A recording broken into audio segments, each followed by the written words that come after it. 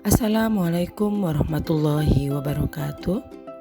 Saya Maria Ulfa, calon guru penggerak angkatan 6 dari SMKN 1 Kota Tangerang Selatan, Provinsi Banten.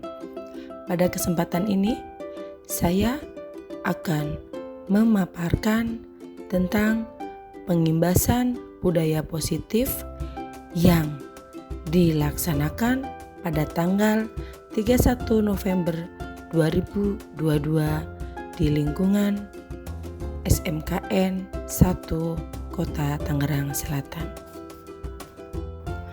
Tujuan diadakannya pengimbasan budaya positif di sekolah yang pertama adalah teman sejawat mampu meningkatkan inovasi intrinsik murid untuk disiplin diri sesuai dengan budaya positif yang akan dibangun melalui penyusunan keyakinan kelas.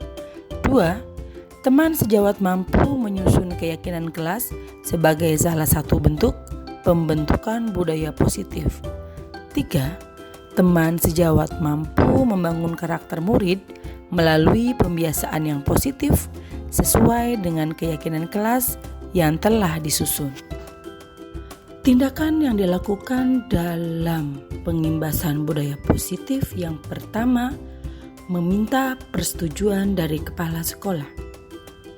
2. Melakukan perencanaan untuk pengimbasan yang dilakukan oleh 5 narasumber, yakni yang pertama oleh Ibu Sastra Murni SPD MPD tentang disiplin positif dan nilai-nilai kebajikan universal. 2. Oleh Ibu Maria Ulfa SPD IMPD dengan teori motivasi, hukuman, dan penghargaan restitusi.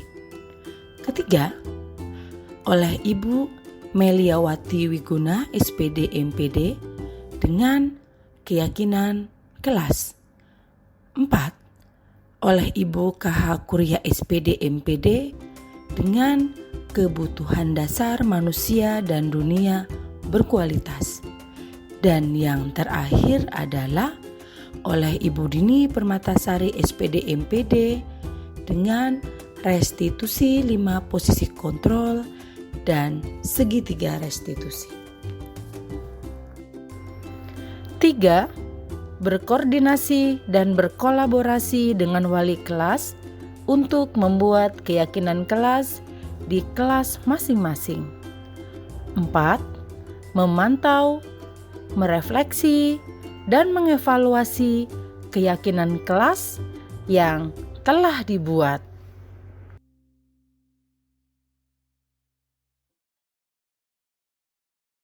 Sebagai calon guru penggerak angkatan 6 dari SMK Negeri 1 Kota Tangerang. Tujuan kami di sini bukan untuk menggurui, tapi tidak lain adalah untuk berbagi ilmu yang kami dapatkan selama kami peroleh dalam pelatihan ini. Nah, kebetulan kami di sini berlima bergantian nanti akan memaparkan materi tentang destinasi atau pengimbasan tentang budaya positif. Nah, di budaya positif ini terdapat beberapa materi kebetulan saya membahas tentang disiplin positif dan nilai kebajikan. Nah, apa itu budaya positif yang mungkin Bapak Ibu sudah pernah dengar Artinya nilai-nilai positif yang bisa kita tulis sehingga memiliki hal-hal yang positif, baik dalam pemikiran, dalam perkataan maupun dalam perbuatan. Nah, itu akan mendisiplinkan kita. Setuju nggak Bapak Ibu? Setuju. Setuju ya, betul sekali. Nah, artinya sebelum kita didisiplinkan orang lain, maka kita harus disiplin dulu. Nah, itu sesuai dengan filosofi KHD, disiplin. Di mana ada kata disiplin, di situ ada kata merdeka. Apa itu merdeka? Merdeka di sini bukan berarti sebelum kita harus ditanya-tanya diatur orang lain, kita yang memerdekakan diri kita terlebih dahulu.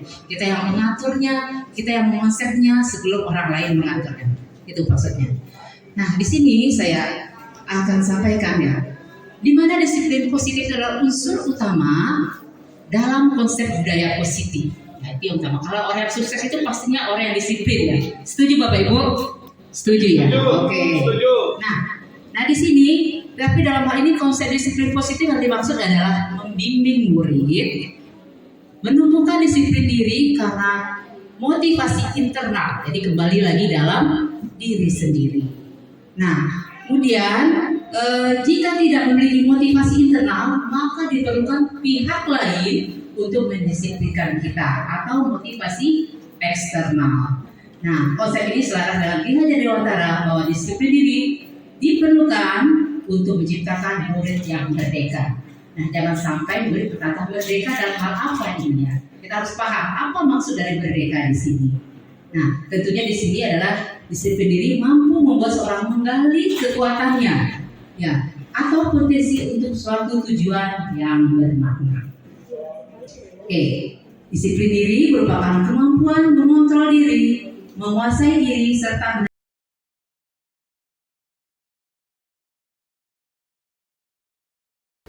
Assalamualaikum warahmatullahi wabarakatuh.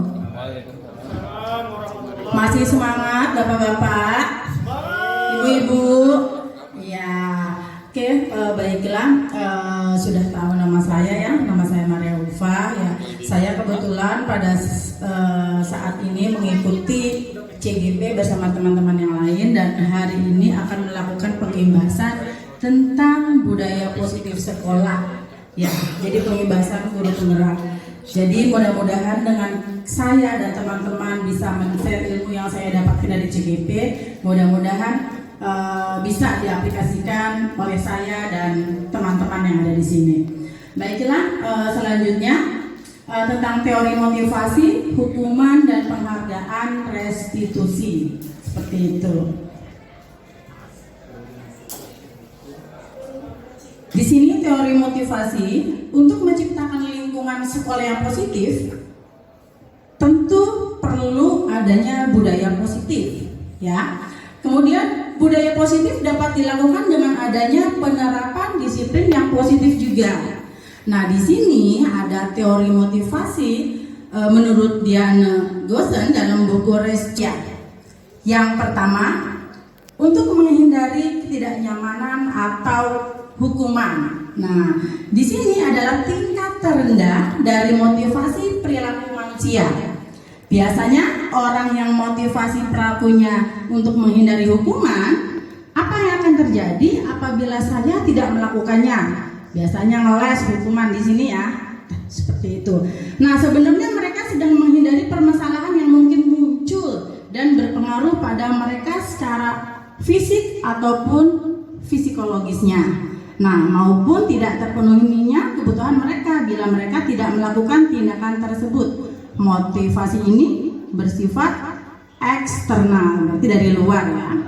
Kemudian next yang kedua, untuk mendapatkan imbalan atau penghargaan dari orang lain. Nah, biasanya banyak sekali siswa-siswi kita melakukan tindakan bukan berdasarkan dari hati kita atau dari internal. Biasanya ingin dipuji, ya berarti ya bukan berdasarkan dari diri kita sendiri, seperti itu.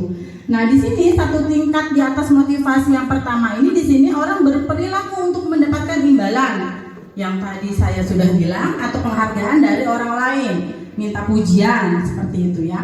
Nah, orang dengan motivasi ini akan bertanya, apa yang akan saya dapatkan apabila saya melakukan? Nah, berarti imbalan, bukan dari dalam diri kita sendiri. Nah, mereka melakukan sebuah tindakan untuk mendapatkan apa? Biasanya kalau penghargaan, pujian dari orang-orang, bukan berdasarkan dari diri kita sendiri untuk melakukan sesuatu. Oke. Selanjutnya yang ketiga. Nah, ini adalah motivasi yang bagus sekali yang ketiga. Nah, orang dengan motivasi ini akan bertanya, akan menjadi orang yang seperti apa apabila saya. Ya, terima kasih untuk para dewan guru dan wali kelas.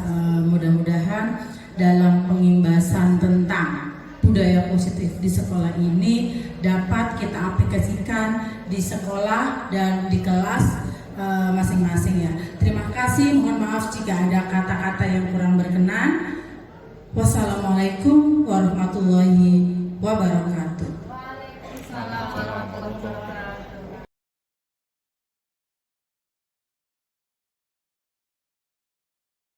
mudah-mudahan maksud dari kami di sini itu tidak menggurui teman-teman, tetapi harapan dari kami adalah ikutilah CGP, insya Allah ilmunya banyak untuk merubah SMK 1 terutama ya menjadi lebih baik lagi. Baik, untuk keyakinan kelas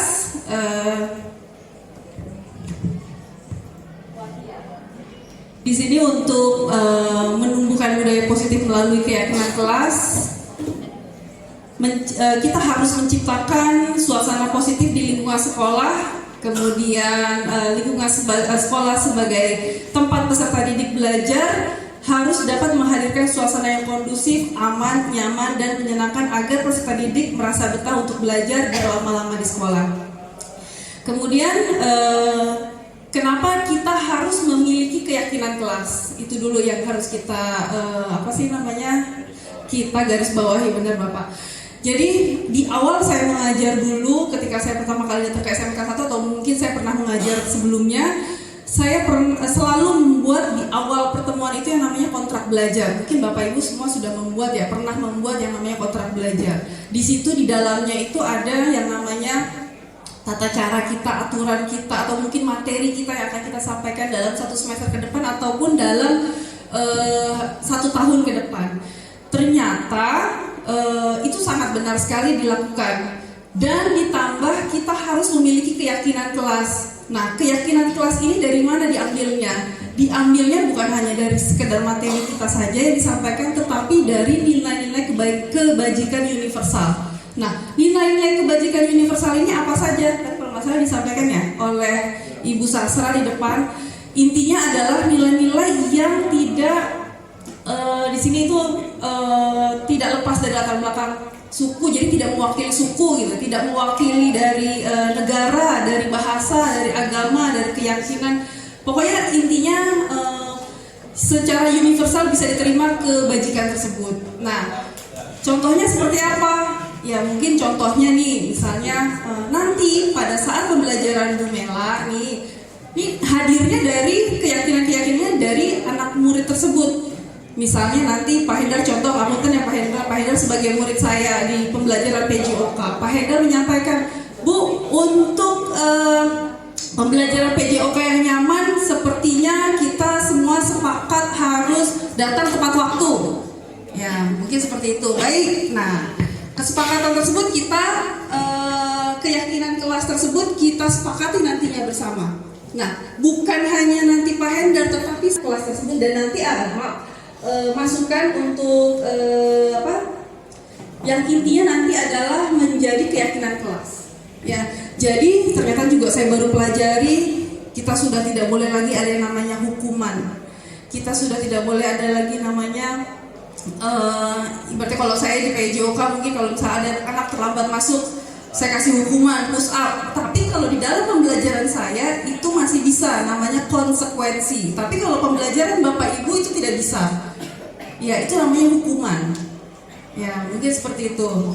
Nah tadi sudah digarisbawahi mengapa kita harus membuat keyakinan itu tadi untuk membuat situasi belajar dalam kelas kita itu menjadi lebih nyaman, lebih tentram. Karena nanti ketika suatu hari ada yang melanggar, akan dikembalikan lagi, akan diperlihat lagi keyakinan kelas kita, dan secara otomatis anak tersebut pasti akan menyadari kalau dia memiliki kesalahan. Nanti mungkin akan dilanjutkan dengan materinya Bu Dini di restitusi. Baik, di sini ada ciri-ciri keyakinan kelas. Ciri-ciri keyakinan kelas yaitu bersifat lebih abstrak daripada peraturan yang lebih rinci dan konkret. Contohnya, misalnya terlambat datang ke sekolah, di mana misalnya aturan sekolah? Bu Nur Melawati, pesan yang sangat menarik itu, Bapak Ibu semua ikut.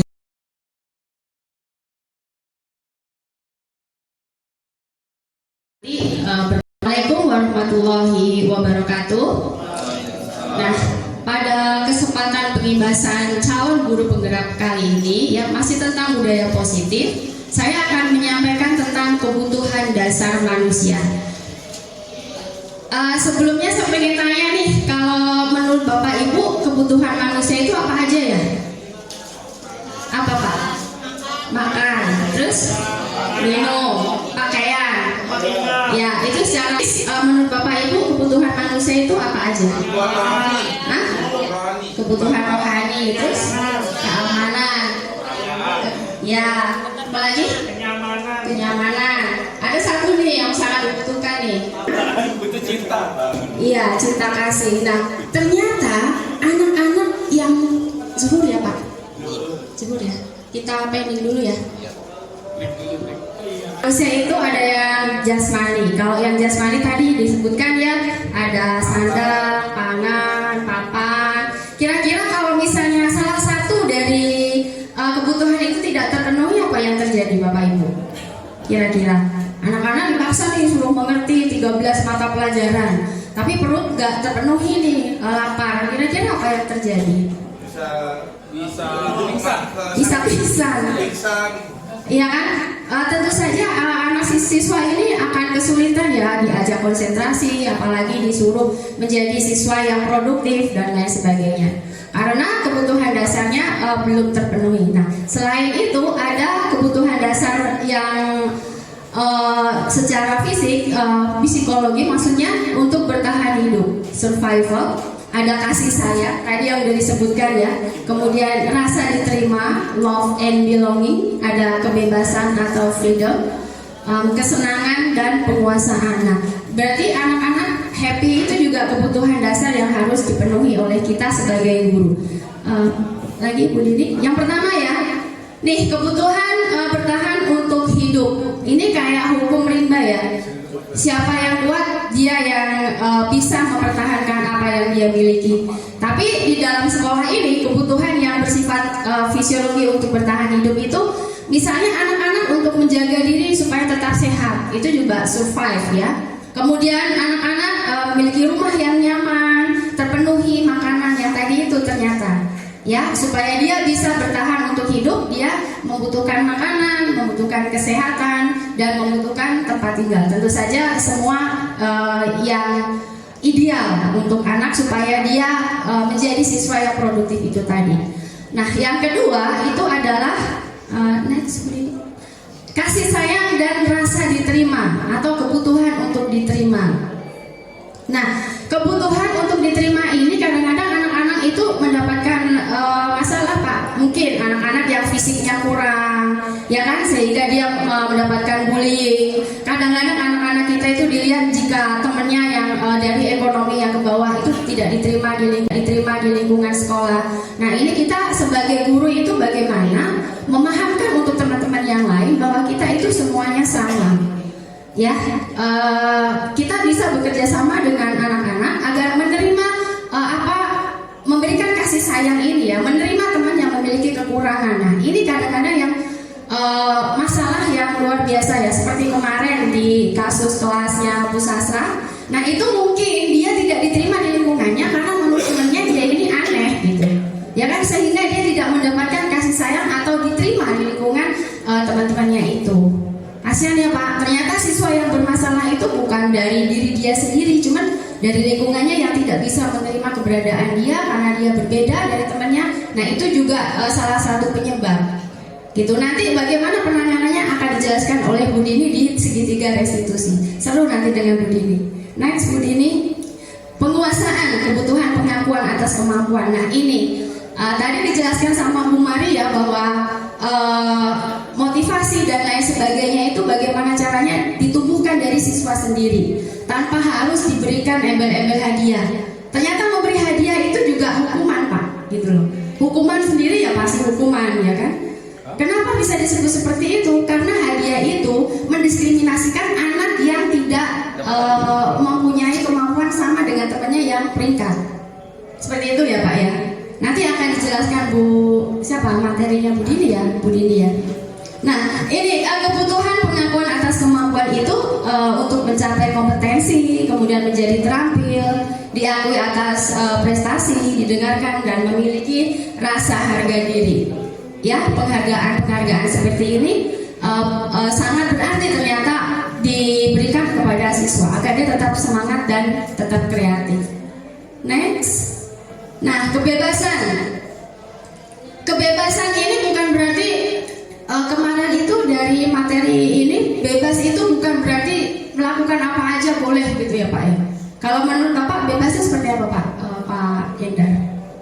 Masa mau gue ya? Apakah seperti itu yang disebut kebutuhan kebebasan? Maksud Bapak bebas kalau saya bebas itu ya bebas yang tidak bertentangan dengan norma-norma yang berlaku. Iya. Artinya tidak ada ya Pak bebas mutlak semau gue mau ngapain aja itu tidak ada ya. Seluasnya waktu dan seluas-luasnya, kesempatan yang seluas-luasnya untuk meningkatkan prestasinya. Tetapi ada batasan-batasan yang harus dipegang oleh anak tersebut. Jadi kebebasan di sini bukan berarti kebebasan mutlak yang semau gue, nggak ada aturannya. Kayak yang terakhir. Nah, kesenangan. Kesenangan itu kebutuhan untuk merasa senang. Anak-anak itu Pak naturalnya itu senang bermain ya kan, bermain kemudian tertawa, nggak ada pikiran. Kita sendiri juga kepengen ya Pak sekali-kali healing, tidak terlalu tertekan, tidak ada intimidasi ya kan. Nah, akan tetapi rasa senang ini bagaimana kita munculkan anak-anak itu, tapi kita integrasikan dengan mata pelajaran kita. Mungkin kalau Pak siapa ya Bulan ya kan, Bulan itu bisa diberikan rasa senang itu masak bareng-bareng gitu. Tapi di situ tetap ada tujuan yang sesuai dengan kompetensi yang diharapkan di dalam kurikulum. Seperti itu. Oke, baik, terima kasih. Itu saja dari saya, mudah-mudahan bermanfaat untuk Bapak Ibu semuanya. Terima kasih atas perhatiannya. Wassalamualaikum warahmatullahi wabarakatuh.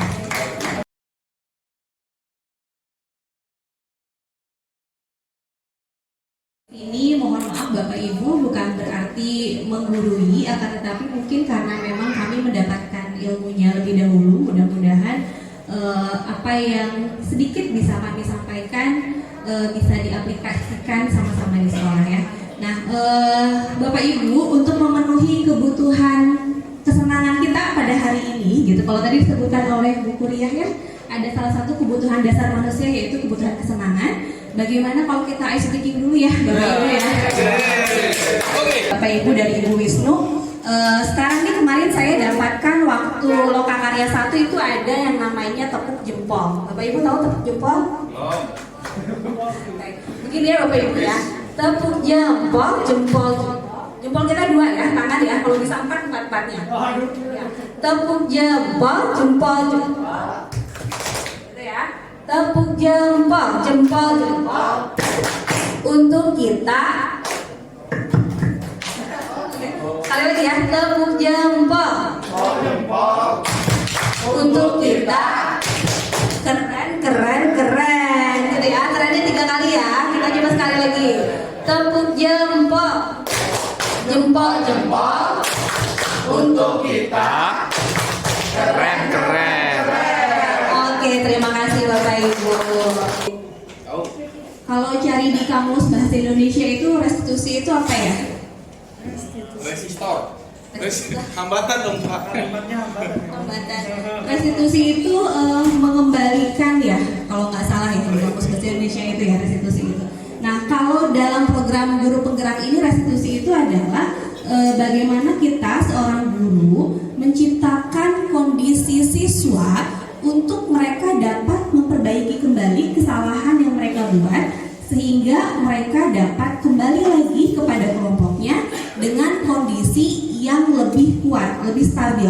Jadi ketika mereka kembali ke dalam kelompoknya, mereka sudah dalam posisi atau keyakinan yang lebih baik dari sebelumnya. Nah, jadi tugas kita sebagai guru adalah bagaimana menciptakan kondisi tersebut. Kondisi tersebut agar siswa mampu memperbaiki kesalahan atau kekeliruan yang diperbuatnya seperti itu. Nah, Bapak Ibu menurut Diani Gosen ini dalam pendekatan restitusi, guru memiliki 5 peran atau 5 posisi kontrol. Yang pertama adalah guru sebagai penghukum. Kemudian guru sebagai pembuat orang merasa bersalah, guru sebagai teman, pemantau, dan manajer. Nah, di sekolah ini yang sudah sering kita lakukan kira-kira di posisi mana Bapak Ibu? Penghukum. Ada ya rata-rata di setiap sekolah posisi guru sebagai penghukum. Kemudian yang mana lagi Bapak Ibu? Pemantau. Ini juga paling sering di sekolah sebagai pemantau. aturannya gitu, ada poin-poinnya gitu ya, seperti itu. Nah, guru sebagai penghukum ini seperti yang kita tahu berarti kita mengontrol anak dengan memberikan hukuman gitu, memperbaiki tingkah laku anak melalui proses pemberian hukuman. Dan hukuman ini biasanya diberikan oleh siapa? Ditentukan oleh siapa? Guru. Oleh guru, bukan oleh siswa. Nah, imbasnya ketika guru memberikan hukuman kepada siswa, kira-kira imbasnya apa Bapak Ibu? Kalau kita dihukum nih sama orang tua nih dulu gitu ya, imbasnya apa yang kita rasakan? Dendam, betul, kesal, benci. Meskipun kita tahu yang dikasih tahu sama orang tua kita itu benar ya. Waktu remaja dulu kan kita kalau dikasih tahu sebenarnya betul siapa yang dikatakan orang tua, tapi ketika kita menerimanya tetap aja ada perasaan kesel ya. Bete ya gitu ya, iya gitu kan.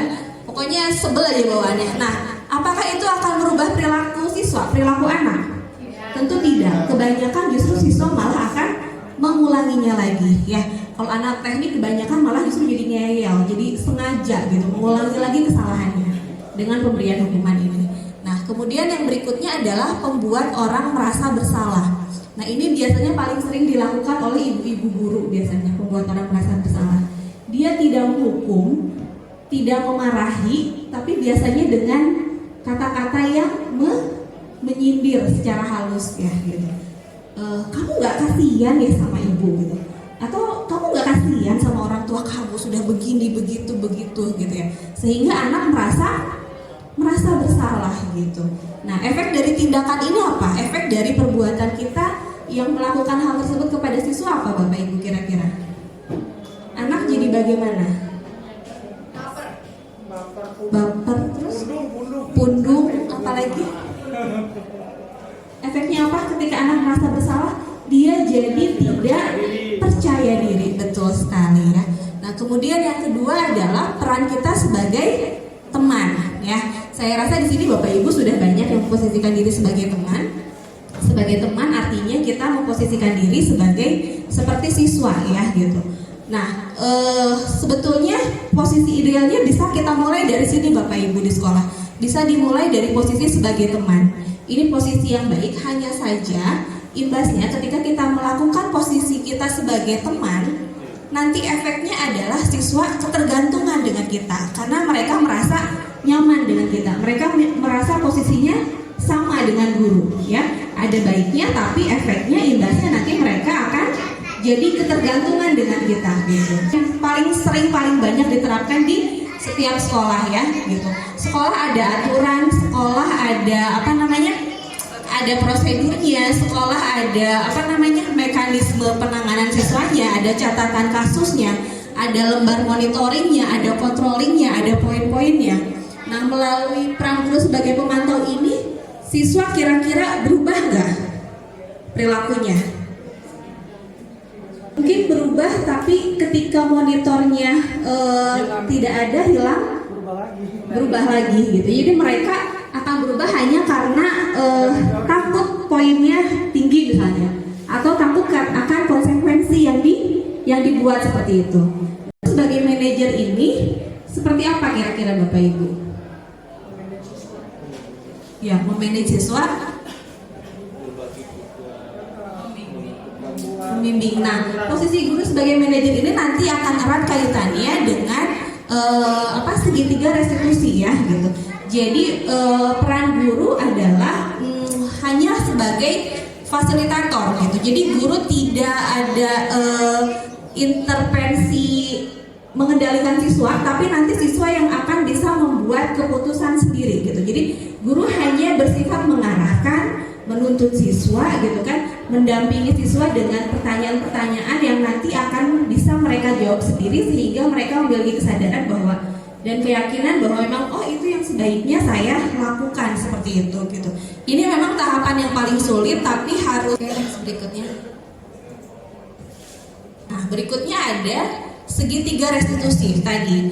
Nah, untuk melengkapi tugas kita, peran kita, posisi kita sebagai manajer, kita sebagai seorang guru harus menguasai konsep segitiga restitusi ini. Nah, apa itu konsep segitiga restitusi? Yang pertama adalah menstabilkan identitas gitu. Jadi ketika kita menangani anak gitu, kita harus bisa menstabilkan identitas anak dulu. Bagaimana menstabilkan identitas anak itu? Yang pertama adalah kita harus memahami kondisi anak, bahwa setiap anak pasti punya kondisi tertentu.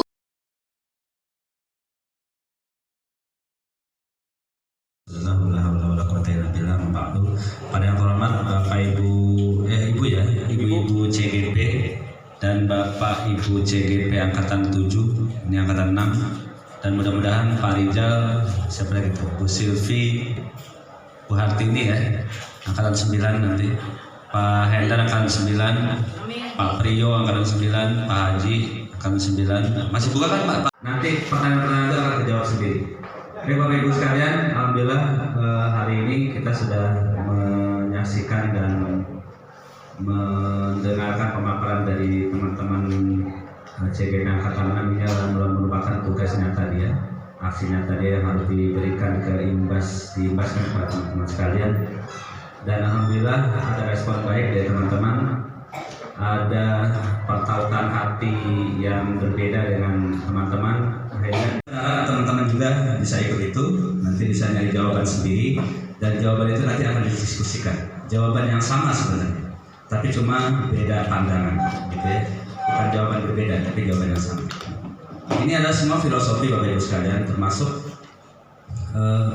istilah bahasa menghamba, kemudian istilah bahasa meyakinkan atau keyakinan kelas, atau istilah kebajikan bahasa, dan istilah hukuman. Sebenarnya itu persepsi saja. Dan itu kita semua bisa menstrategikan dan merubah itu jadi sesuatu yang baik, yang tidak negatif istilahnya. Contoh menghamba. Kalau menghamba titik saja sampai menghamba titik situ sampai berhenti, itu nggak bagus juga. Kenapa kita harus menghamba? Menghamba itu kan ada definisi panjang ya. Bapak Ibu bisa lihat kenapa sejarahnya Ki Hajar Dewantara itu sampai mengeluarkan kata-kata itu.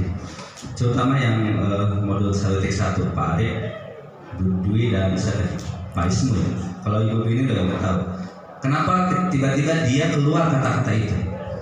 Istilah menghamba itu ada latar belakang, ya, ada latar belakang kenapa dia sehingga mengucapkan itu. Jadi sebatas itu saja, saya nggak bisa jawab apa-apa. Dan jangan definisikan, kita bisa berfokus kepada anak, memberi pelayanan kepada anak, menuntun. Nah, tujuan dari pembelajaran ini adalah bagaimana kita bisa mempraktekkan filosofi Ki Hajar Dewantara itu adalah tugas kita guru sebagai apa Bu? Guru menuntun dan merawat.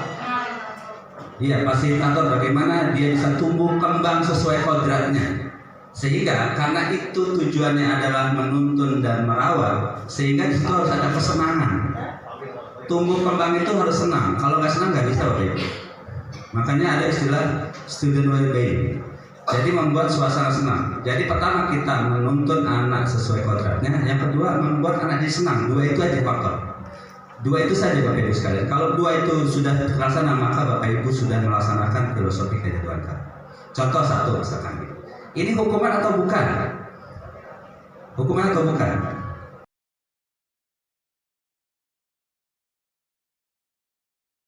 Di dalamnya banyak sekali. Artinya di sini saya mau mempromosikan sekali lagi, ketika bapak-bapak atau ibu-ibu yang bukan berminat, sebenarnya sih harapan saya bisa ikut bergabung di CGP angkatan berikutnya gitu ya. Insya Allah kami bisa membantu dalam artian mungkin Mau ya tanda tangan, kalau enggak ya enggak gitu kan, pilihannya hanya iya dan tidak gitu ya. Mereka tidak diberikan kesempatan untuk berdiskusi, menyampaikan pendapatnya, kira-kira ketika ada kesalahan ini apa ya konsekuensinya yang terbaik untuk anak. Nah mungkin next ke depannya, karena kalau kita membuat kesepakatan dengan seluruh siswa tidak mungkin, tadi masukan dari Pak Hendar untuk kesepakatan kita libatkan misalnya perwakilan masing-masing kelas, itu bisa gitu. Lalu bagaimana ketika ada anak yang meyakini nilai-nilai keyakinannya jauh berbeda dengan nilai-nilai keyakinan universal yang kita yakini. Misalnya tadi masalah rambut ya Pak, rambut anak di apa namanya? Di mohak gitu kan. Nah Nah, mungkin tugas atau pada tahap awal kita nih belajar saat ini kita harus menggunakan handphone atau tidak. Nah, jadi pada saat awal pembelajaran kita kasih tahu dulu kita hari ini menggunakan handphone atau tidak, atau penggunaannya pada saat mengerjakan tugas baru boleh menggunakan handphone, atau pada saat mengerjakan tugas tidak boleh menggunakan handphone gitu. Atau pengumpulan tugasnya kita mau batasi sampai kapan? Hari ini atau dibatasi 1 hari atau 2 hari, sepakat tidak gitu ya. Jadi mungkin intinya buat memberi kesepakatan sama kelas itu biar tidak miskomunikasi, intinya seperti itu ya. Kemudian apalagi aturannya, boleh nggak makan selama pembelajaran atau duduknya nyantai. Jadi sekarang itu pendidikan itu, pembelajaran itu berpusat pada murid, dimana segala sesuatu yang kita terapkan itu kita kembalikan kepada siswa. Apakah siswa bersedia, dan siswa itu yang menginginkan, dengan catatan tidak melenceng dari aturan norma yang berlaku.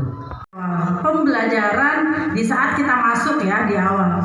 Nah, bahwa dalam belajar bahasa Inggris itu perlu membutuhkan handphone karena saya langsung untuk mempraktekkan anak langsung membuat PPT seperti itu. Atau anak-anak kan sekarang nggak mungkin atau mesti bawa kamu sebesar itu ya.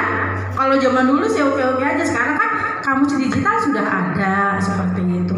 Dan setuju dengan Pak Arif tadi dengan menggunakan kuisis di akhir pembelajaran. Jadi itu tergantung masing-masing guru bidang mata studi dan kesepakatan antar siswa seperti itu. sukses buat guru-guru SMK Negeri 1 yang sedang mengikuti CGP. Mudah-mudahan teman-teman dosen pribadi juga diberi kesempatan untuk mengikutinya.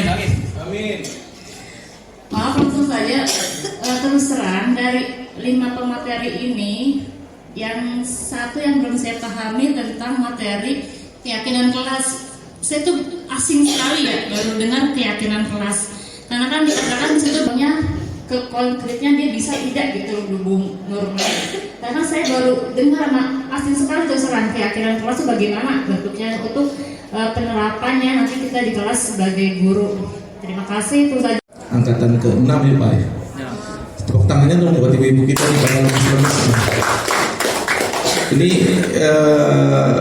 Berhubungan sekali sama yang kami diskusikan ketika malam minggu kegiatan LDK ini. Saya Budi Pak tentang siswa kita seperti apa perkembangan, bahkan Pak Haji juga sempat diskusi kalau gitu nanti tata tertib harusnya kita keluarkan ke siswa kita sepakati bersama gitu ya Bu ya, betul ya Bu Dini ya, gitu ya, disepakati bersama. Nih cuman saya masih ganjal itu begini Bu, apakah semua hukuman itu nggak boleh?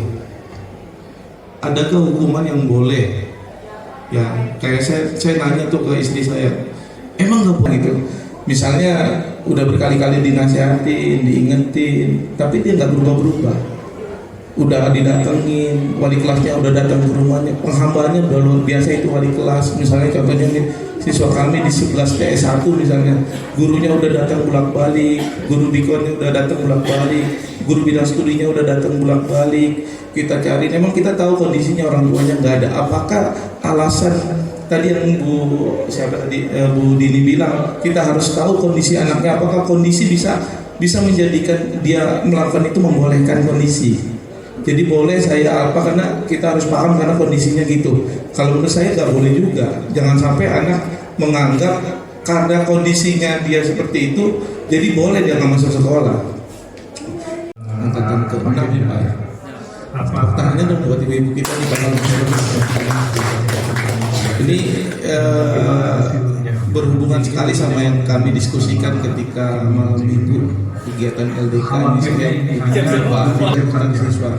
Siswa kita seperti apa perkembangan. Pak Haji juga sempat diskusi kalau gitu nanti tata tertib harusnya kita keluarkan ke siswa kita sepakati bersama. Gitu ya Bu ya, betul ya Bu Dini ya, gitu ya, cuman saya masih ketika kita apakah semua hukuman itu nggak boleh? Yang namanya keyakinan. Ada hukuman yang boleh? Ya, kayak saya tanya ke istri saya, emang nggak boleh gitu? Misalnya sudah berkali-kali dinasihati, diingetin, tapi dia nggak berubah-berubah. udah didatengin, wali kelasnya udah datang gitu, ada penghabaannya udah luar biasa itu wali kelas. Misalnya contohnya siswa kami di 11 PS1 misalnya, gurunya udah datang pulang balik, guru di kolomnya datang pulang balik, guru bidang studinya udah datang pulang balik. Kita cari, memang kita tahu kondisinya orang tuanya nggak ada. Apakah alasan tadi yang Bu Diri bilang, kita harus tahu kondisi anaknya, apakah kondisi bisa menjadikan dia melakukan itu, membolehkan kondisi.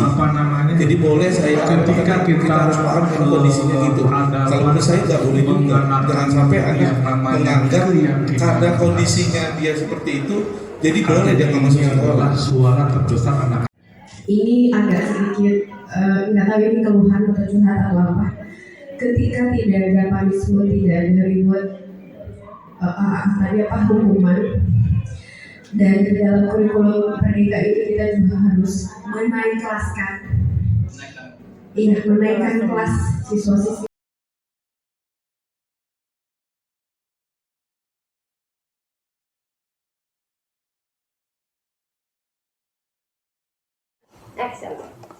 Assalamualaikum warahmatullahi wabarakatuh. Selamat pagi, salam sejahtera buat kita semua. Perkenalkan, saya Abdul Martan Nurdin, Kepala SMK Negeri 1 Kota Tangerang Selatan.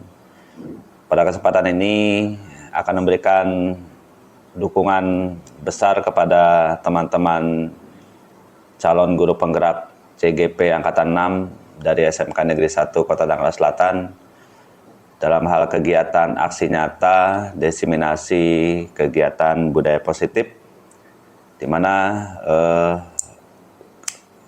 sosialisasi dan aktualisasi dari budaya positif di sekolah sangat dibutuhkan, mengingat hal itu adalah penting, sehingga saya berharap teman-teman calon guru penggerak dari SMK Negeri 1 Kota Tangerang Selatan dapat memberikan manfaat yang sebesar-besarnya buat kemajuan sekolah, mewujudkan visi misi sekolah, dan mampu mengimbaskan kebaikan-kebaikan dan budaya positif yang ada, terutama kepada teman-teman guru yang lain yang belum mengikuti kegiatan guru penggerak ini. Dan tanggapannya adalah bahwa kegiatan ini sungguh bermanfaat dan mendukung daripada program sekolah, sehingga harapannya teman-teman calon guru penggerak Angkatan 6 ini lulus dengan baik dan menjadi guru penggerak yang dapat menggerakkan sekolah, menggerakkan teman-temannya, menggerakkan lingkungan, dan menggerakkan seluruh komponen sekolah, sehingga kemajuan pendidikan secara umum di Indonesia bisa berkembang. Dan berharap generasi-generasi muda, generasi siswa dari sekolah dari SMK Negeri 1 Kota Tangerang Selatan mampu mewujudkan cita-citanya dan berkembang sesuai kodrat dan kemampuan dari masing-masing. Saya berharap Bapak Ibu calon guru penggerak Angkatan 6 di SMK Negeri 1 Kota Tangerang Selatan dapat menciptakan suasana kondusif dan mengembangkan sekolah dengan baik. Dan saya secara umum, secara khusus sebagai kepala sekolah merasa terbantu sekali dengan adanya guru penggerak ini. Sukses buat Bapak Ibu, sukses buat Ibu semua. Bapak Ibu sih, salah saya, sorry. Sukses buat ibu-ibu semua, guru penggerak Angkatan 6. Semoga berkah dan barokah ilmu dan tenaga pikirannya, dan dapat membantu kegiatan sekolah, mengembangkan pendidikan di sekolah, dan secara umum pendidikan di Indonesia berkembang dengan kontribusi dari ibu-ibu sekalian. Terima kasih. Assalamualaikum warahmatullahi wabarakatuh. Assalamualaikum warahmatullahi wabarakatuh. Nama saya Ismu Gunawan dari SMK Negeri 1 Kota Tangerang Selatan. Saya adalah guru di SMK Negeri 1 Kota Tangerang Selatan. Setelah saya mengikuti kegiatan diseminasi budaya positif oleh calon guru penggerak angkatan ke-6, saya sangat mendapatkan manfaat yang besar sekali untuk saya terapkan ketika saya mengajar di kelas nanti. Saya berharap dari apa yang sudah disampaikan kemarin itu bisa berguna untuk saya terapkan di kelas saya sehari-hari. Terima kasih. Gitu. Assalamualaikum warahmatullahi wabarakatuh. Saya Arif Priyo Ibowo, guru SMK Negeri 1 Kota Tangerang Selatan. Setelah saya mengikuti program diseminasi atau pengimbasan dari guru-guru calon guru penggerak angkatan 6 di sekolah, saya merasa sangat luar biasa senang, terbantu sekali, banyak informasi yang bisa saya dapat. Kemudian mungkin nanti akan saya implementasikan di kelas dalam pembelajaran saya. Maju terus teman-teman guru CGP angkatan 6, semoga sukses, salam bahagia. Bismillahirrahmanirrahim. Assalamualaikum warahmatullahi wabarakatuh. Perkenalkan, nama saya Hendra Darmawan. Saya guru produktif jurusan Elektronika Industri di SMK Negeri 1 Kota Tangerang Selatan. Terima kasih atas kesempatannya. Terima kasih kepada ibu-ibu CGP angkatan 6 dari SMK Negeri 1 Kota Tangerang Selatan yang telah memberikan informasi-informasi positif, tema-tema tentang budaya positif ya, diseminasi budaya positif. Sangat bermanfaat sekali buat kami karena dengan adanya materi-materi, informasi-informasi yang diberikan oleh CGP angkatan 6 ini, kami jadi mengetahui bagaimana cara mendidik anak-anak kami lebih baik lagi. Kami jadi tahu apa itu kebajikan universal dan lain-lain. Terima kasih kepada ibu-ibu CGP, sukses selalu. Mudah-mudahan kita bisa mengaplikasikannya langsung ke anak-anak kami. Terima kasih. Assalamualaikum warahmatullahi wabarakatuh.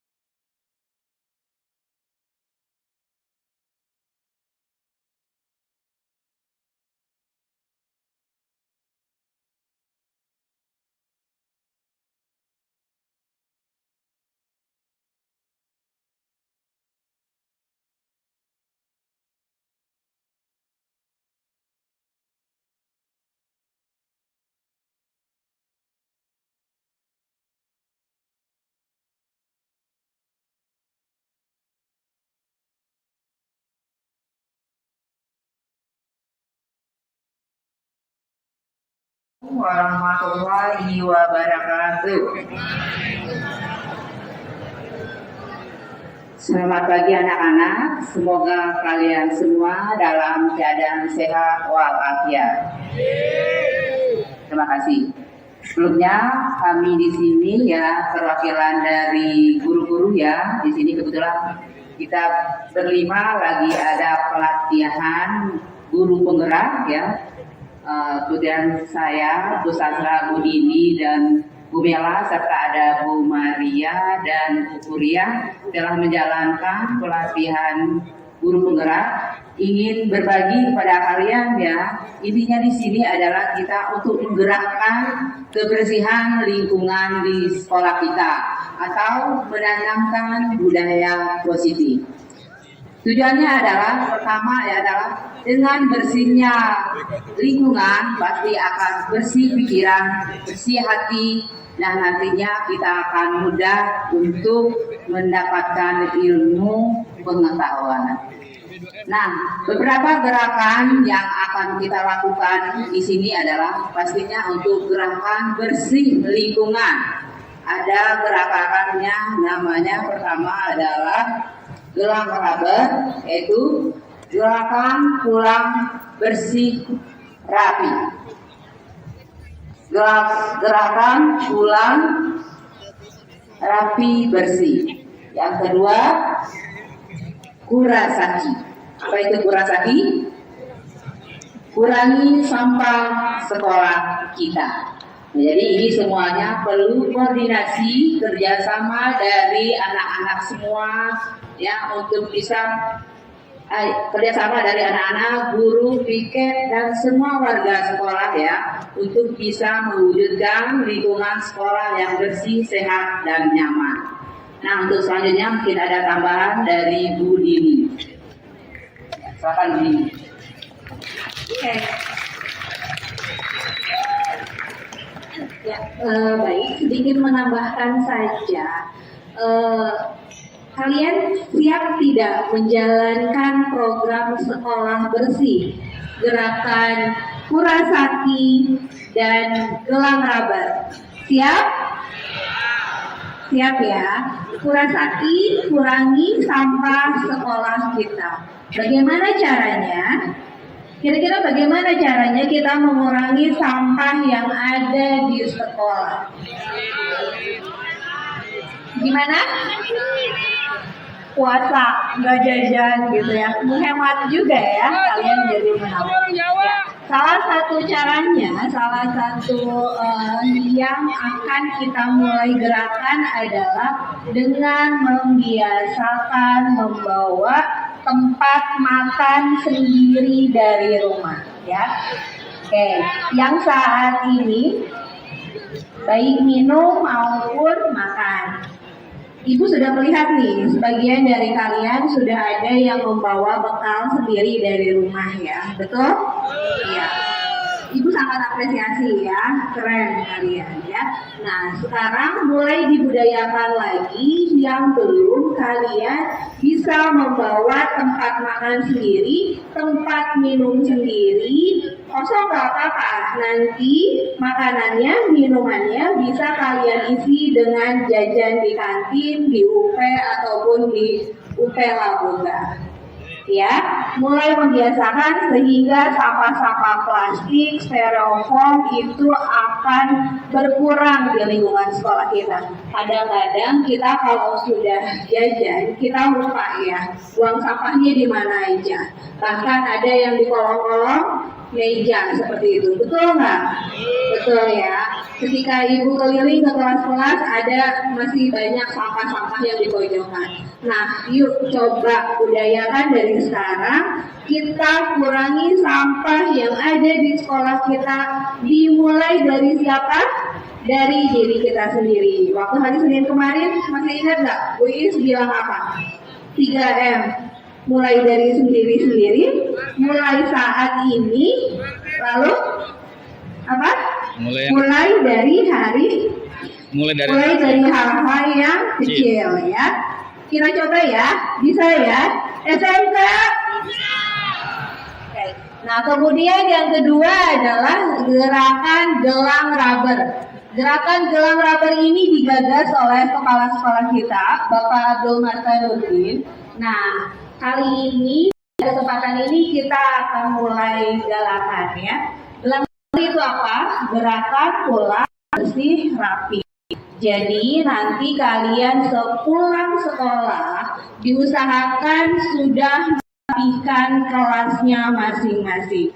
Jadi piketnya bukan di awal sebelum KBM lagi, tapi setelah kalian selesai belajar. Ya, pulang sekolah kelasnya tolong dibersihkan, sampah-sampah yang di kolong meja dibersihkan, debu-debu yang di atas plafon ya, lancah-lancah itu tolong dibersihkan. Kemudian kelasnya disapu bersih dan bangkunya kalau bisa dinaikkan sehingga pagi-paginya kalian gak usah repot-repot lagi piket, kelasnya sudah siap, sudah nyaman digunakan untuk belajar. Paham? Ada yang mau ditanyakan tidak sampai di sini? Ya, insya Allah bisa ya. Kalau kita bergerak bersama, Ibu yakin kita semua pasti bisa membuat perubahan di sekolah ini. Tentunya perubahan ke arah yang positif ya. Mungkin ada tambahan dari Bu Mela? Baik, terima kasih atas waktunya Bu Dini dan Bu Sasra. Anak-anakku semuanya, Terima kasih sudah mau berpartisipasi nantinya dan yang sudah berpartisipasi dari sekarang. Dan memang kami sudah melihat dari kalian ada yang perhatian dengan kelasnya, terlihat dari bersih, terlihat dari sampah yang tidak menumpuk di tong sampahnya. Terima kasih juga yang sudah mulai membawa makan dan minum dari rumah atau alat makan sendiri dari rumah, karena nantinya ketika Kurasaki dan Jalan Rubber ini kita jalankan sudah menjadi hal yang terbiasa atau yang biasa. Mungkin itu untuk penekanannya. Dan satu lagi, Bu Mela akan menambahkan dari sisi sarana dan prasarana. Bu Mela melihat di beberapa kelas sudah mulai ada goresan tangan kalian, ya. Sebenarnya itu bukan pada tempatnya. Apabila kalian memiliki kreativitas yang lebih, setelah kita ada Bu Hatini yang bisa menyalurkan dan minat kalian ke arah seni lukis. Jadi bukan dicoret tembok sekolah, ya. Bu Mela prihatin banyak kelas, banyak tembok yang sudah ada goresan tangan kalian. Dan satu hal lagi yang Bu Mela lihat sangat prihatin adalah ada coretan yang tidak patut atau tidak layak di situ. Gambar apa? Yang sudah tahu, ketawa soalnya. Apa?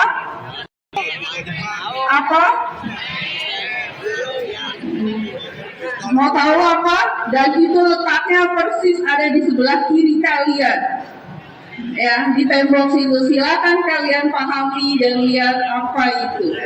Itu Bu Mela sangat prihatin. Tolong, ya, suatu yang sensitif tidak layak untuk ditulis di mana-mana. Baik di buku kalian, meja kalian, itu nggak patut. Paham? Oke, mulai sekarang tolong lihat. Tidak ada lagi yang coret-coret tembok, karena insya Allah dalam waktu dekat saya akan coba menutup atau merapikan bagian-bagian coretan tersebut. Tetapi ketika sudah ditutup ada goresan tangan, saya ingin kalian juga ikut bertanggung jawab. Bisa. Tapi sudah saya sampaikan, ya, akan ada konsekuensi di dalamnya ketika kalian melanggar itu lagi, ya. Lagi yang ketahuan, hukumannya bukan hukuman, kita sekarang udah nggak main hukuman, ya. Tapi ada sarapan pagi dari jalan yang sudah tahu pasti senyum. Ada konsekuensi di dalamnya ketika kalian melanggar tata tertib sekolah, karena tadi sudah menjadi kesepakatan kita, ya, untuk tidak lagi mencoret-coret. Nah, ini untuk mencoret-coret. Berikutnya adalah fasilitas yang lainnya terkait meja, kursi, ya. Kalau misalnya kalian menggunakan meja kursi tersebut dengan baik, insya Allah nggak akan rusak secepat itu, ya. Soalnya perhatikan itu digunakan untuk pinggang, ya, untuk mabar, meja disusun, kalian duduk di atasnya untuk mabar, ya. Nah, baik kan? Menurut kalian baik nggak? Baik. Waduh. Menurut kalian baik itu? Oke. Jadi tolong jangan diulangi lagi. Terus terkait dengan beberapa sarana yang rusak, insya Allah akan ada perhatian dari sekolah, karena memang juga tanggung jawab kami. Tetapi sekali lagi jika sudah dirapikan menjadi tanggung jawab kalian yang menangani. Bisa? Oke, terima kasih. Itu saja Bu Mela tambahannya. Akhirul kalam. Taufiq wal hidayah. Wassalamualaikum warahmatullahi wabarakatuh.